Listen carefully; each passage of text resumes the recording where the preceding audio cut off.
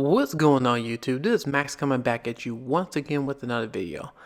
This time I'm coming out with round 2 between the Sony A90J versus the Samsung S95B. Before I go ahead and continue with this comparison video, if you could do me a favor by hitting that like button and that subscribe button, I greatly appreciate it. Without further ado, let's go ahead and dive in. So in this comparison video, I'm going to be switching it up just a little bit. So instead of me going ahead and putting the labels on which TV is on the left and which TV on the right, I'm going to go ahead and reveal that information to the very end. The reason why I am doing this is because I notice in each video people may have their bias right from the get-go once I put the labels on there. So I want to go ahead and switch it up and change it up just to make this a more of an interesting video, just to give people an idea of the TV comparison. Now, granted, I will say you will not get a true comparison because of YouTube compression, and then also you won't get a true depiction because of my camera, because I'm recording this on the Sony ZV-1. So I just want to go ahead and just talk about both TVs, talk about the strengths. I can say by looking at the comparison of both of them look amazing. Well, they look astounding.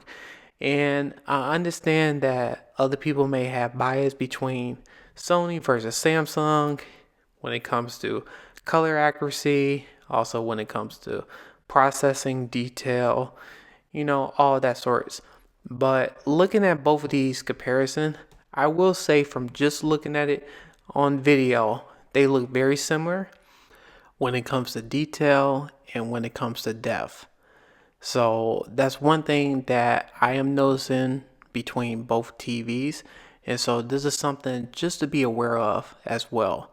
Now, when it comes to color wise, that's something that you will have to decide as a viewer to see which one is better.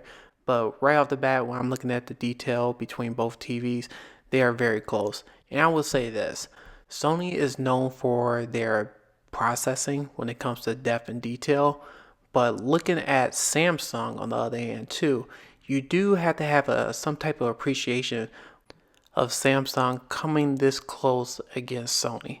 Now don't get me wrong, Sony processing is still the best.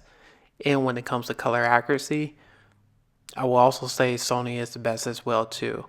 But after I reveal which TV is which, you do have an understanding that Samsung did a decent job when it comes to the color area. So that's one thing I'm just saying. I'm not saying it's the best. Looking at it comparing to one another, I will say that I think Samsung did a good job, especially when it comes to that wow factor and that pop. But that's just my opinion. I mean, that's just something that I feel when I'm looking at both TVs. And Sony, once again, when it comes to their detail and processing, it's the best. But when it comes to Samsung coming out with the qd-oled against a WRGB panel, this is something that people cannot deny, that qd-oled is taking it to another level when it comes to technology. Now, with WRGB panel, it comes to a point that is at maturity. I really don't see it getting better, but I could be wrong next year. They probably might have something in the works, but looking at qd-oled, especially when it comes to brightness and when it comes to color, is something that you have to think about when it comes to watching these comparisons. Now, it might not be Samsung. Sony is coming out with the A95K, and maybe we'll see other manufacturing adopting qd-oled panels. So who's to say on this? But going back to the comparison and doing the side by side, when I was playing Spider-Man Miles Morales, both of them were in game mode.